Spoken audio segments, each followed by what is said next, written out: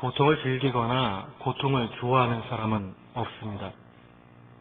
그러나 인생 가운데는 고통의 연속이고 고통이 없을 수 없습니다. 마치 사랑의 하나님이 신자에게는 고통을 안 주고 불신자에게는 고통을 준다 그러면 좀 좋을 텐데 그렇지 않는 것을 바라봅니다. 신자에게나 불신자에게 동일하게 있는 것이 무엇이냐면 인생 가운데 놓여져 있는 고통과 고난과 환난의 문제라는 사실입니다. 이 문제에 대해서 성 어거스틴은 그렇게 얘기했습니다. 고통에는 뜻이 있다.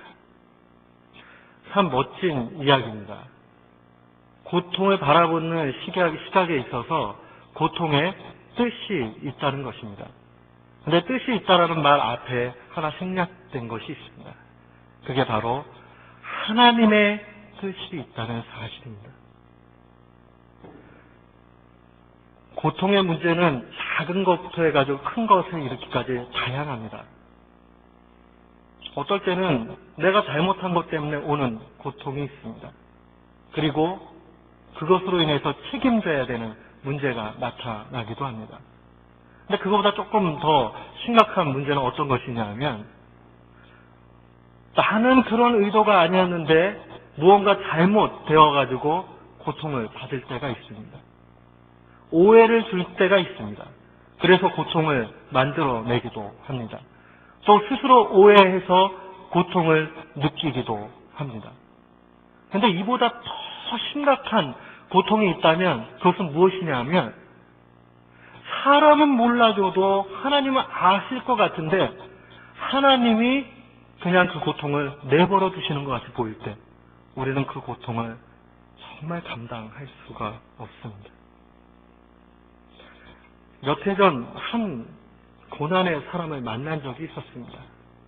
그분이 장로님이셨는데 사모님은 권사님이셨어요. 근데 문제가 아들이 둘이 있었는데 너무나 멋진 아들입니다. 저는 본 적이 없지만 사람들이 다 한결같이 너무나 멋진 남자라고 이야기했습니다.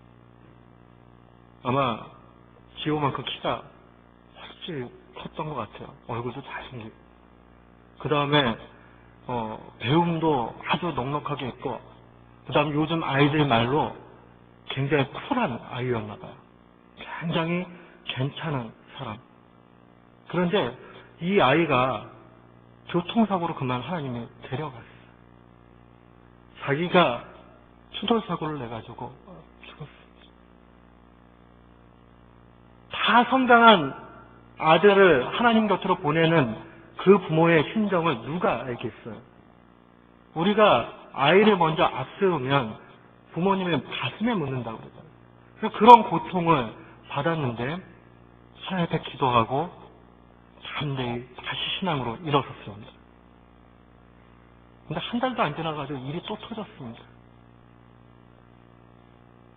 그 큰아들이 죽었던 바로 그 장소에 작은 아들이 건너가다가 사고를 또 당해서 또 하나님의 품으로 갔습니다. 정말 말할 수 없는 고통과 탄식 가운데 놓여졌죠. 이 가정이 장로님 가정이고 권사님 가정입니다. 하루도 빠짐없이 새벽 예배를 드리며 하나님 앞에 간구하는 가정입니다. 누구에게 해한 적도 없을 만큼 누가 봐도 야 정말 예수 믿는 냄새 난다 하는 사람이에요. 근데 그 가정에 이러한 엄청난 고통에 떨어졌습니다. 어머니 되시는 권사님 들어놓다가 더 이상 안 되니까 교회를 안 나왔습니다. 너무 고통스러우니까 그 아들과 같이 더불어서 예배드렸던 그 흔적들을 도저히 감당할 수 없어가지고 그곳에 나갈 수 없는 거예요. 고통에 놓여져 있는 그 가정.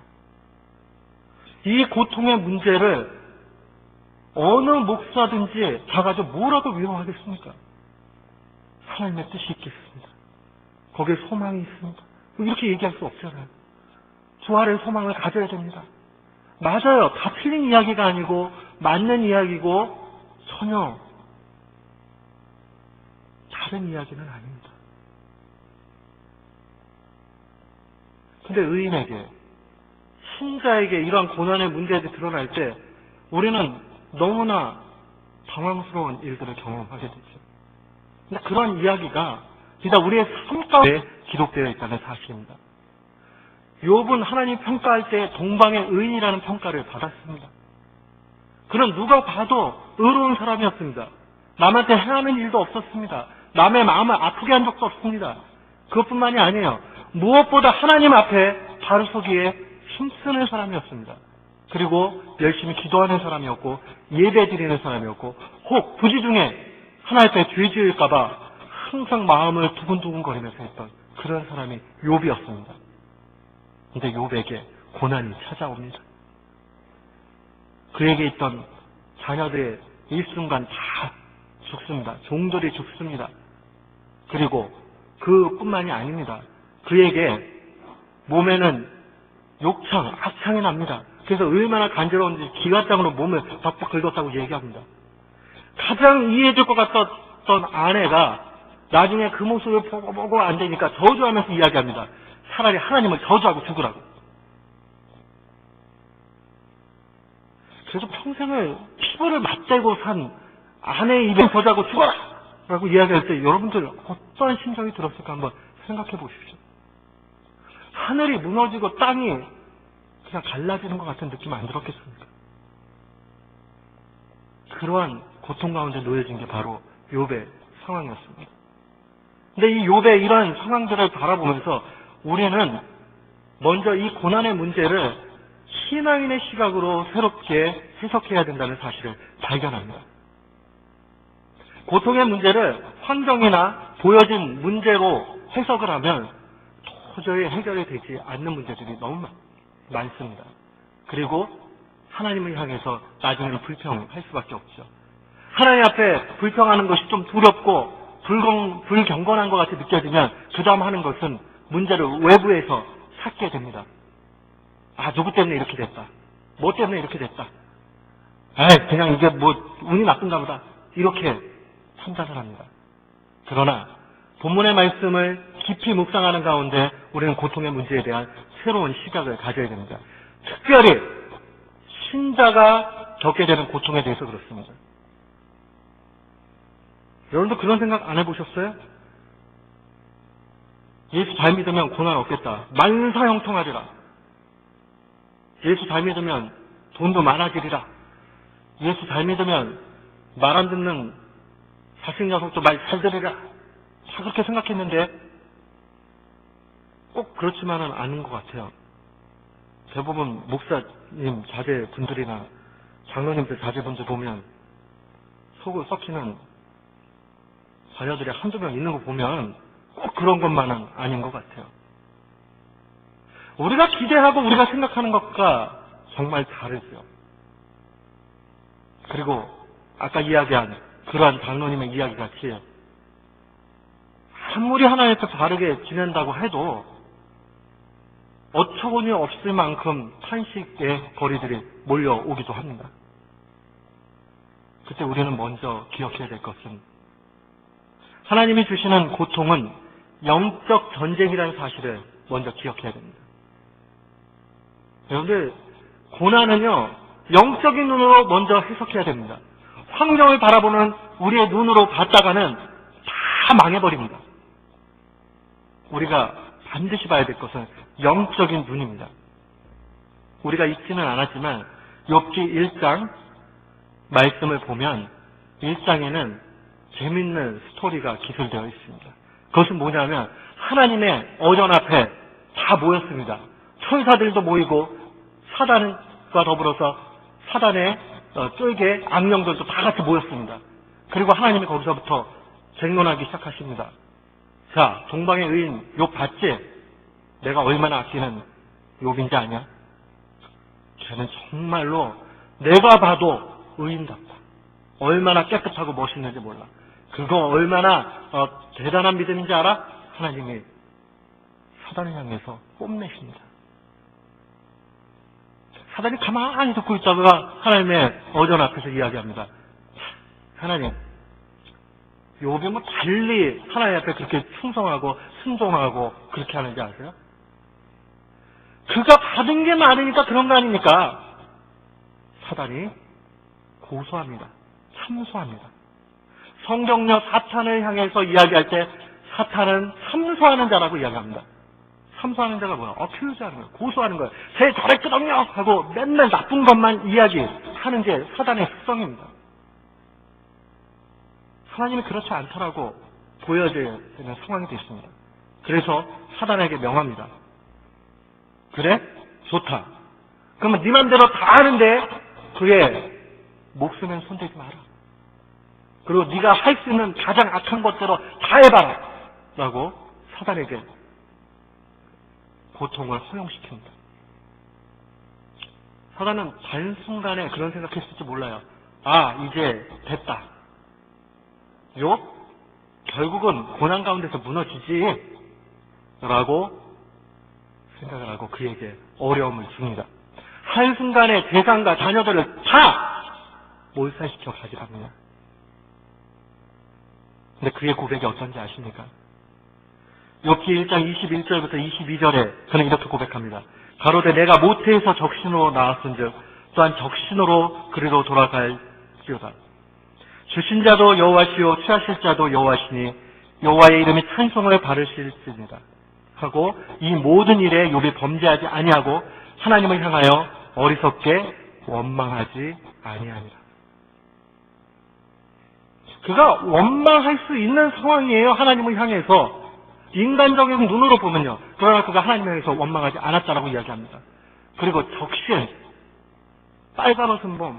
우리가 모태에서 나올 때 드레스 입고 나오는 아이들 없잖아요.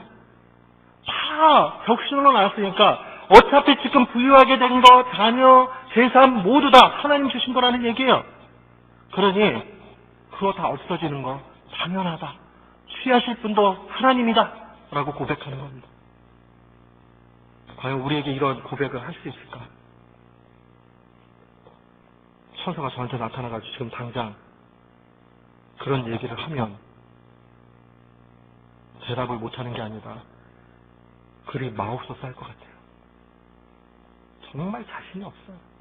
자신이 없는 것뿐만 아니라 못해요. 그냥 내 영을 취하십시오. 라고 하나님 앞에 그렇게 얘기할 것 같아요. 그러나 그는 그렇게 하지도 않아요. 하나님을 향해서 모든 것이 하나님께부터 왔으니 하나님 받으십시오. 라고 그렇게 이야기합니다. 불평하지 않습니다. 그리고 고난을 통해서 오히려 소망을 갖고 있는 것을 볼 수 있습니다. 욥기 23장 10절에 그는 이렇게 고백합니다. 나의 가는 길을 오직 그가 아시나니 그가 나를 단련하신 후에는 내가 정금같이 나오리라. 그러니까 단련이 뭐예요? 순수한 것을 빼내기 위해서 엄청난 온도의 금을 갖다 집어넣고 불순물은 태워서 제거시키고 순수한 금만을 남기는 거죠. 그게 단련이에요. 또 여러분들 대장장이들이 이 농기구를 만들 때 또 무기를 만들 때 튼튼하게 만들기 위해서 어떻게 하죠? 물에다가 막 집어넣은 다음에 막 두들긴 다음에 찬물에다 탁 집어넣고 계속 그렇게 하잖아요. 그게 연단이잖아요. 뜨거운 맛, 찬맛을 다 보게 만들어 놓고 단단해질 수 있는 거예요. 그의 고백이 오늘 그 고백입니다. 자기 고난 가운데 놓여져 있는 이 문제는 고난을 다 헤쳐나가고 이후에 점금 같은 소망이 그에게 있을 거라고 그렇게 이야기하는 것입니다. 참 위대한 소망입니다. 하나님 선하시기 때문에 하나님 결국 그를 점금같이 순수한 금과 같이 나오게 해주신다는 거예요. 사랑하는 성도 여러분, 고난 가운데 있습니까? 힘듭니까? 외롭습니까? 주님 앞에 간구하십시오. 그리고 그분께 소망을 주십시오. 우리의 잠시의 고난은 장차 올 영광과 비교할 수 없다라고 그렇게 고백했던 것을 볼 수 있습니다. 바울은 로마서에 8장 17절에 이렇게 이야기합니다. 자녀이면 또한 후사, 곧 하나님의 후사요, 그리스도와 함께한 후사니 우리가 그와 함께 영광을 받기 위하여 고난도 함께 받아야 될 것이다 라고 이야기합니다. 후사는 상속자예요. 우리가 하나님 앞에 천국을 유업으로 상속받을 사람이라면 마땅히 그리스도와 함께 고난도 받아야 된다고 이야기합니다. 그러니까 고난은 신자에게 있어서 저주의 길이 아닙니다. 하나님 앞에 복을 받을 수 있는 첫 관문이라는 사실을 기억해야 됩니다. 그렇기 때문에 고난 가운데 놓여질 때 오히려 감사하십시오. 하나님 앞에 소망을 가지십시오.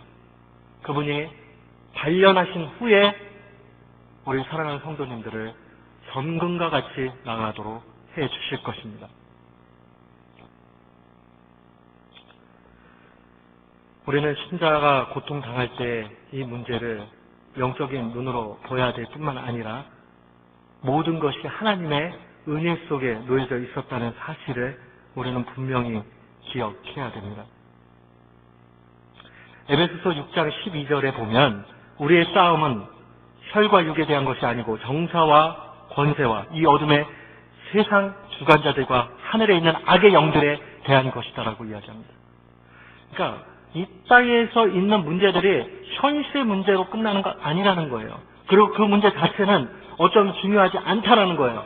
그 이면에 들여져 있는 영적인 문제들이 더 심각하고 중요하다라는 그런 말씀입니다. 우리는 영적인 부분들에 집중할 수 있는 사람들 되어야 될 줄 믿습니다. 그리고 하나님 앞에 소망과 감사를 드리는 것이죠. 바울의 그 고난 가운데 놓여져 있는 가운데서 고린도 교회를 향해서 위로하면서 그는 15장 10절 이렇게 고백합니다. 나의 나된 것은 하나님의 은혜로 된 것이니 내게 주신 그의 은혜가 헛되지 아니하여 내가 모든 사도보다 더 많이 수고하였으나 내가 아니요 오직 나와 함께 하신 하나님의 은혜로다. 그가 자신이 그렇게 위대한 사명을 감당한 것이 물론 수고지만 그러나 하나님의 은혜 때문에 그랬다라고 이야기하는 것입니다. 그래서 고난의 그런 늪지를 헤어나고 나면 그 다음에 찬란한 영광이 보입니다. 여러분들의 이 자리까지 오시기까지는 수많은 환난과 고난 가운데서 하나님이 훈련시키신 것입니다. 해방을 경험했던 어르신들과 6.25를 경험했던 분들과 전쟁의 소식을 모르는 저 같은 세대의 사람들은 벌써 삶의 태도와 양태가 완전히 다릅니다. 왜요? 고난을 잘 모르거든요. 근데 저보다 10수년 더 아래 태어난 아이들은 더 모릅니다. 왜요? 상대적으로 고난을 덜 받았기 때문에 잘 몰라요. 개인적으로 고통을 적게 받은 사람들은 고통의 시름 가운데 놓여진 사람 이해하기가 참 어렵습니다. 왜요? 자기가 경험 안 해봤기 때문에 그렇습니다. 그러나 각 사람의 인생 가운데 그 고난은 여러분들을 지금 이 자리까지 만드는 데 있어서 하나님의 은총이었다는 사실을 기억해야 됩니다. 아무리 우등생도 시험이 즐겁지는 않습니다. 프로스를 계속 받는 학생도 시험은 역시나 즐겁지 않은 작업입니다. 그러나 테스트가 없다면 그 사람이 시험 공부 열심히 하겠습니까? 인간은 악하기 때문에 절대 열심히 안 합니다. 여러분 직장생활 하시는 것도 그렇죠. 부인과 아이들이 없다면 12번도 더 때려치고 싶지 않습니까? 근데 목구멍에 포도청 해라 할 수가 없잖아요. 그게 은총이에요. 그게 십자가가 아니라 저 왼수 같은 내가 왜 결혼해가지고 먹여 살려야 되고 이런 마음이 있는다고 그러면 참 마음이 무겁죠. 그러나 그것이 아닙니다.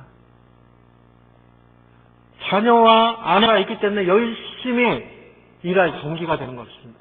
내 능력으로는 위에 있는 상사가 그렇게 기분 나쁘게 만들 때 그냥 확 해대고 싶은데 참을 수 있는 것 하나님의 은혜입니다. 여러분들 부부간에 결혼해가지고 얼마나 많은 서로에게 도전을 줘가지고 성격이 다 깎여지잖아요. 결혼하기 전에 그런 성격으로 있으면 참 서로 어렵죠. 네, 저만 그런 것 같아요. 표정이. 네, 아무도 아니시고 저만 문제가 있는 거 아니냐라는 그런 표정 같으신데 어찌 되었던지 간에 참 고난과 연단의 시련은 오히려 소망을 갖게 한다는 사실을 우리는 기억할 수 있습니다. 그리고 우리는 그럴수록 우리를 온전케 하시는 예수 그리스도를 바라봐야 됩니다. 히브리서의 히브리 기자는 이렇게 고백했습니다. 믿음의 주요 또 온전케 하시는 이인 예수를 바라보자. 저는 그 앞에 있는 즐거움을 위하여 십자가를 참으사 부끄러움을 개의치 아니하시더니 하나님 보좌 우편에 앉으셨다라고 이야기합니다. 만약에요, 고난을 받고도 고난에 따른 상급이 없다 그러면 저는 이렇게 설교할 수 없습니다. 그러나 우리는 이미 모델과 경험되어진 확실한 증거를 가지고 있습니다. 그게 바로 예수 그리스도입니다. 예수 그리스도께서 십자가에서 온갖 모욕을 다 당하셨습니다. 그의 옷들을 다 찢어 나눴습니다. 그의 속옷까지 다 나눴습니다. 제가 TV를 잘 보지는 않지만 얼마 전에 아니죠. 한 1년 전 됐나요? 한 연예인이 예전에 마약을 해가지고 이 법의 처벌을 받느냐고 이제 영창으로 가는데 거기서 제일 모욕스러운 일이 뭐였느냐라고 방송에 나가서 얘기를 하면서 그 사람들이 옷을 다 벗겨놓고 검사를 한답니다. 그때 굉장한 수치심과 괴로움을 느꼈다고 그래요. 그러니까 다른 사람들이 정말 생각하기 힘든 모욕 중에 하나는 공개적으로 벌거벗음을 당하고 수많은 사람이 손가락질하고 거기에 욕을 해대는 그런 모욕만큼 큰 모욕은 없다는 사실입니다. 그러니까 주님은 십자가에서 그러한 모욕을 당하셨습니다. 어린아이도 지나가면서 손가락질합니다. 율법 학자들과 서기관들, 바리새인들 그의 얼굴에 침을 뱉습니다. 네가 하나님의 아들을 위해서 너 먼저 구원해라. 내려와라!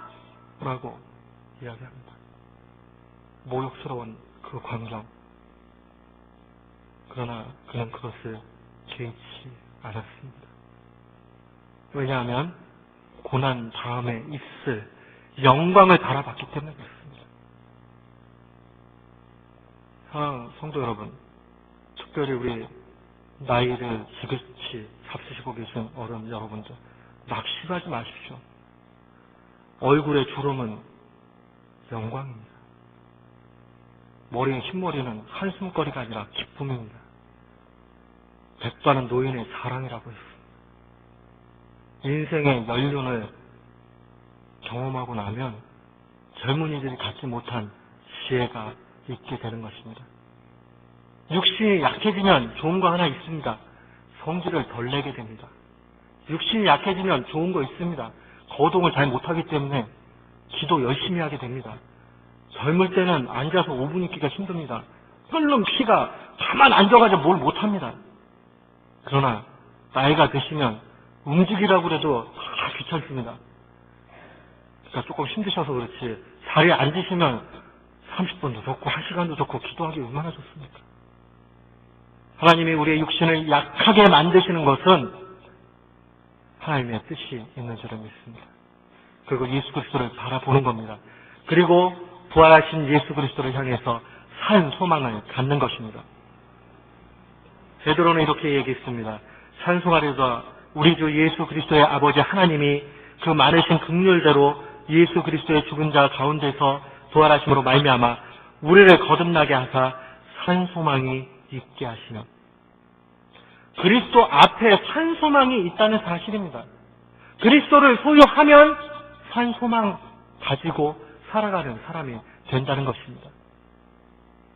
우리의 속에 그리스도를 붙잡을 수 있는 믿음 있기를 주님의 이름으로 축원합니다. 두 번째로 고통의 문제는요, 오직 복음의 능력으로만 가능합니다. 그런데 율법을 하나님 우리에게 주셨어요. 근데 율법은 뭐냐 하면 죄를 깨닫게 하는 거예요. 왜냐하면 율법이 없으면 자기가 뭐 죄인인지 이런 걸 잘 모르니까요. 쉽게 얘기하면 이런 겁니다. 그런데 도로 교통법이 갖다 딱 주어지고 면허 시험 보기 전에 중요한 거를 공부하게 만들잖아요. 그거 왜 줬어요? 그거를 알고 있으면서 말하고 있지 않은 것을 살살 피해가면서 불법을 하라고 준 게 아니죠. 그리고 그걸 알려주면서 이거 가지고 나중에 싸움할 때 법적으로 다툼이 있을 때 갖다 드리면서 싸우라 그렇게 주는 게 아니죠. 그거 왜 주는 거죠? 안전하게 운행하고 사고를 최소화시키고 모든 사람이 행복하게 질서를 지키며 가기 위해서 준 거죠. 똑같습니다. 율법도 하나님은 우리에게 그것이 뭐가 잘못되었는지, 뭐가 하나님 앞에 부정한 것인지 알려주기 위해서, 죄를 깨닫기 위해서 율법을 주셨습니다. 그런데 사람들은 착각을 합니다. 율법을 잘 지키면 지킬수록 자기가 율법 안에서 의인이라는 생각을 합니다. 그렇기 때문에 쉽게 판단하죠. 고통받는 사람들을 바라보면서 이야기합니다. 그 율법을 어겨가지고 저렇게 고통받고 있다. 욥의 사랑하는 친구들이 그렇게 이야기했습니다. 그들의 대화를 가만 보면 틀린 이야기가 아니에요. 욥에게 한결같이 하는 얘기가 그겁니다. 너 혹시 모른다. 네가 모르는 가운데서 하나님 앞에 범죄할 수 있다. 그러니까 하나님 앞에 회개해라. 틀린 얘기 아니죠. 얼마든지 사람에게 오류 가능성 있기 때문에 그렇게 할 수 있습니다. 그러나 하나님 나중에 그 친구들에게 책망을 하십니다. 고통을 주십니다. 오히려. 왜 그렇죠? 알지 못하는 것을 이야기하기 때문에 그렇습니다. 사랑하는 성도 여러분, 율법 가지고 우린 구원받지 못합니다.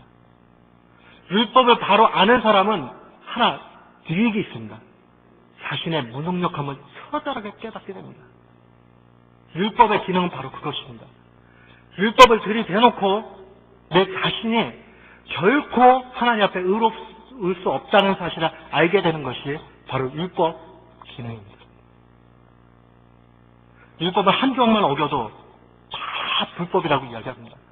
하나만 잘못돼도 모든 계명을 다 어긴 것입니다. 그렇다면 우리는 얼마나 죄를 먹고 마시면서 사는 사람들입니까? 그렇기 때문에 자신의 죄에 대해서 처절하게 죽고 나로서는 아무런 선을 행할 능력이 없다는 사실을 알게 되어질 때 비로소 예수 그리스도가 보여지는 것입니다. 비로소 하나님 앞에 우리의 영혼을 맡기게 되는 것입니다. 인간이 얼마나 악한지 아십니까? 뭔가 할 수 있다라고 생각이 되면요, 절대 하나님 앞에 기도하지 않습니다. 근데 기도가 언제 제일 잘 나오는지 아십니까? 제 경험으로는 그래요. 발등에 불 떨어지고 속이 새까맣게 타면 안 시켜도 기도 열심히 합니다. 시간 가는 줄 모르고 기도합니다. 왜요? 내 능력으로 안 되는 거 알기 때문에, 하나님 붙잡아 주시지 않으면 완전히 끝나버리는 거 알기 때문에 그렇게 되는 거예요. 서사람 빌닷은 욥을 향해서 욥기 8장 5절 6절에 이렇게 이야기합니다. 내가 만약 하나님을 부지런히 구하며 전능하신 이에게 빌고 또 청결하고 정직하게 하면 정녕 너를 돌아보시고 내 의로운 집으로 형통하게 하실 것이다. 그 얘기 맞는 것 같아요. 그러니까 부지런히 구하고 전능하신 이에게 빌고 또 청결하게 정직하게 그렇게 행하면, 이 얘기가 뭐예요? 너가 만약 뭐뭐뭐 하면 하나님이 그렇게 할 거다. 이것은 구약의 족장 시대뿐만 아니라 지금에 이르기까지 신앙인들의 착각 중에 하나입니다. 우리가 무언가 하나님 앞에 하면 하나님이 뭔가를 주실 거라는 희한한 사고방식을 인간 속에는 항상 가지고 있습니다. 그래서 우리가 막 하나님을 감동시키려고 상당한 노력을 합니다. 그러나 결국 모든 것은 하나님 앞에 아무것도 아닙니다. 그럼 목사님, 그러면 아무것도 안 하고 가만히 있으면 되겠네요. 하나님 다 알아서 하실 테니까요. 그거만큼 불신앙이 없죠. 내가 가만히 있어도 하나님이 다 해주신다. 그것도 불신앙이고, 내가 뭔가 해서 하나님을 감동시켜서 하나님이 뭔가 해주시겠다 하는 것도 불신앙입니다. 그럼 뭐가 신앙이냐? 율법 앞에 처절히 나의 무능함을 느끼고 내가 아무것도 할 수 없다는 사실을 고백하는 것입니다. 하나님, 제가 할 수 있는 게 아무것도 없습니다. 오직 복음만이 나를 바꿀 수 있습니다. 라고 고백할 때 주님은 은혜로 우리에게 모든 것을 주십니다. 심지어는 그의 독생자 예수 그리스도까지도 우리에게 주시는 것입니다. 우리는 그분을 받아 누리고 먹을 때에 우리의 삶이 변하게 되고 산 소망을 그 안에서 갖게 되는 것입니다. 그러고 나서 그 받은 은혜로 뭔가 열심히 하면 하나님이 그것까지도 우리에게 네가 했다 그러고 상으로 주신 거예요. 결국은 하나님이 다 주시는 겁니다. 하나님이 다 하시는 거예요. 우리가 하는 것은 조금도 없어요. 우리 속에서 무슨 선한 게 나오겠어요? 아무것도 나올 게 없어요. 그러나 하나님께서는 은혜도 주시고 우리의 마음도 바꿔주시고 우리에게 헌신도 하게 만드시고 그렇게 한 다음에 그거 다 네가 했다 라고 그렇게 해주시는 거예요.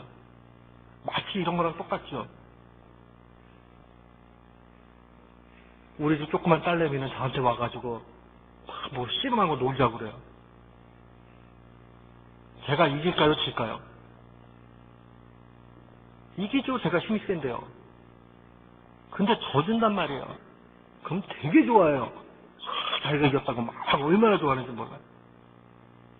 그럼 제 마음이 막 슬플까요? 5살짜리 딸내미한테 져가지고 이거 엄청 막 그럴까요? 그냥 좋단 말이에요. 육신의 악한 부모도 그러는데 하늘의 하나님께서는 우리에게 어떠시겠어요? 우리에게 고통 주고 그래 잘 알아보자. 하나님 그게 아니에요. 하나님이 고통을 주시는 가운데서 이게 힘도 주시고 이게 힘을 주시면서 이 길을 옆에서 파동파동 보시고 계시는 거예요. 그래서 욥의 오늘 7장의 고백이 바로 그것입니다. 주께서 내게서 눈을 돌이키시지 아니하시며 나의 침상킬 동안도 나를 놓지 아니하시기를 어느 때까지 하시리까. 그가 고통의 의미를 알지만 너무 힘드니까 하나님 좀 침상킬 동안에도 나한테 좀 집중하지 마세요. 집중해주지 마세요. 괴로우니까 고백하는 거예요. 사랑하는 성도 여러분, 얼마나 고통스러우면 이런 고백을 하겠습니까? 그럼에도 그 마음속에는 소망이 있습니다. 하나님을 붙잡습니다. 춤 삼킬 동안도 주님은 우리에게 눈을 떼시지 않습니다. 왜 그러실까요? 그분은 사랑 그 자체고 너무나 사랑이 많아서 눈을 뗄 수가 없어요.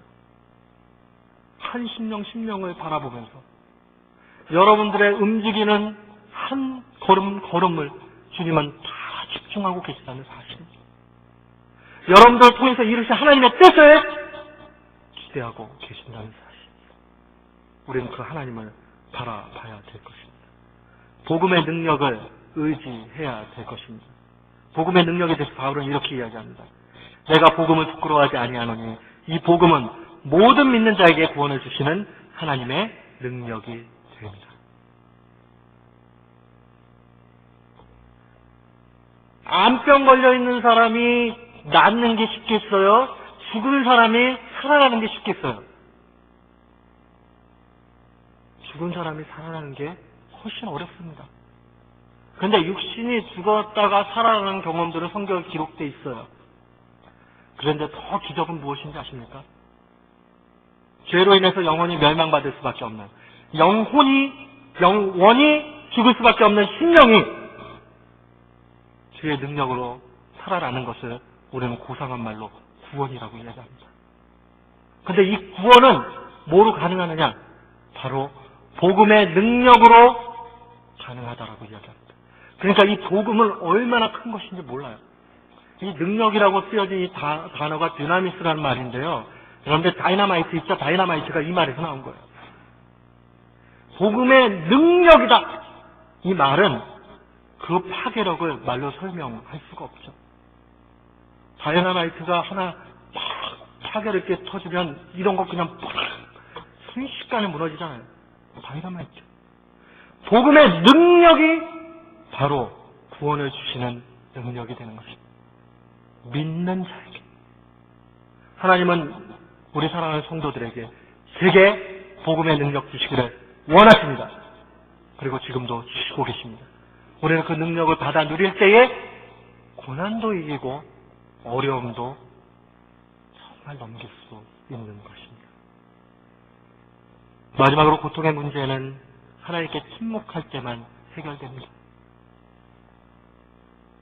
욥의 마지막 고백을 우리는 집중해야 됩니다. 욥은 42장에 욥기 42장에 마지막으로 자신의 죄악에 대해서 그렇게 고백을 합니다. 우리 한번 이 부분만 한번 찾아보겠습니다. 욥기 42장입니다. 42장 4절부터 6절까지 한번 보겠습니다. 같이 한번 읽어볼까요? 시작. 내가 말하겠사오니 주여 들으시고 내가 주께 묻겠사오니 주여 내게 알게 하옵소서. 내가 주께 대하여 귀로 듣기만 하였었더니 이제는 눈으로 주를 배움나이다. 그러므로 내가 스스로 하나고 틱들과 제 가운데서 회개하나이다. 그의 회개의 내용은요, 내가 하나님 이렇게 잘못해가지고 그거 대가로 인해서 내가 이렇게 고통받았습니다 하는 그런 회개의 내용이 아니에요. 그의 회개의 내용은 뭐냐면 자기가 고난에 대해서 제대로 눈으로 보지 못하고 귀로만 듣고 앉아있는 거 가지고 하나님 앞에 이야기한 것, 쟁변한 거에 대해서 회개하고 있는 것입니다. 우리는 고통의 문제를 다 아는 것 같이 그렇게 생각할 때가 많이 있습니다. 그러나 욥의 고백에 우리는 동일한 심정을 고백해야 될 줄 믿습니다. 그건 다른 게 아니에요. 주님을 눈으로 바라볼 수 있어야 됩니다.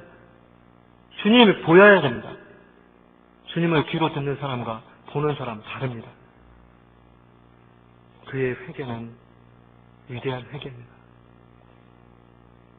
귀로 듣는 거로 하나님 앞에 이야기하지 않겠다는 겁니다.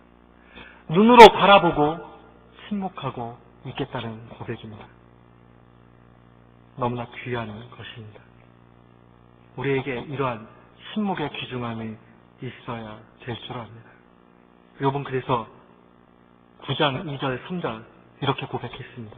내가 진실로 그 일이 그런 줄을 알거니와 인생이 어찌 하나님 앞에 의로우랴. 사람이 하나님과 쟁변하려 할지라도 천마디에 한마디도 대답하지 못하리라. 그걸 알고 있었어요. 하나님 앞에 쟁변해봤자, 하나님 앞에 이야기해봤자 하나님과 논쟁되지 않는 것을 누구보다 잘 알고 있었습니다. 그럼에도 불구하고 그가 나중에 너무 힘드니까 하나님 앞에 쟁변하는 겁니다. 그러나 그것조차도 경험하고 바라보는 것과 다르다는 고백입니다. 인생을 살아가는 데 있어서 고통을 고난 가운데서 맛본 사람과 그냥 귀로 들은 사람 다릅니다. 하나님의 은총을 경험한 사람과 귀로 듣는 사람 다릅니다.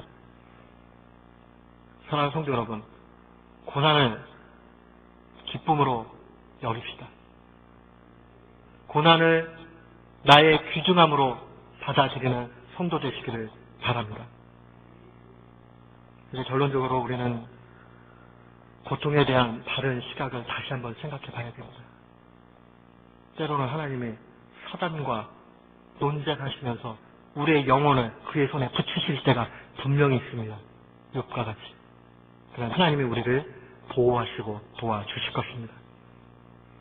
고통의 문제는 내가 무언가를 할 수 있다라는 자만심에서는 무너지게 되어 있습니다. 더욱 고통만 가중될 뿐입니다. 그러나 자신의 무능함을 철저하게 알고 복음의 능력 붙잡으면 고난의 문제 해결됩니다. 마지막으로 고난의 문제는 하나님 앞에 침묵해야 됩니다. 왜냐하면 우리가 고난을 겪을 만큼 겪어야 주님이 보이기 때문입니다. 시험 공부 안 하고 시험 잘 볼 수 없고 시험에 실패하면 없이 인생 성공할 수 없습니다. 실패 기뻐하십시오. 오히려 그 가운데 하나님은 소망 주시는 줄 믿습니다. 시편 34편에 뭐라고 고백했는지 아십니까? 시편 기자가 의인은 고난이 많으나 여호와께서 그 모든 고난에서 건지시는도다. 우리 인생 가운데 고난 없으면 우리가 하나님 앞에 신자 아닙니다. 우리가 신자라면 고난 많습니다. 그러나 이게 힘도 여호와께서 주시는 줄을 믿습니다. 다 같이 한번 기도하겠습니다. 좋으신 하나님, 고난 주신 것 감사합니다. 어려움 주신 것 감사합니다. 고통 주시니 하나님, 우리가 우리의 할 수 없음을 철저히 십자가에 못 박고 알게 하시고 부활하신 예수 그리스도를 산소망 삼아 승리하며 나아갈 수 있게 주님 인도하여 주시옵소서. 주님 앞에 한 심령도 의로운 심령 없음을 알게 하시고 우리가 담대히 주님 앞에 침묵하며 주님을 경험할 수 있도록 인도해 주시옵소서. 주께서 함께해 주시기를 소원하옵고 모든 말씀 예수님의 이름으로 간절히 기도하옵나이다. 아멘.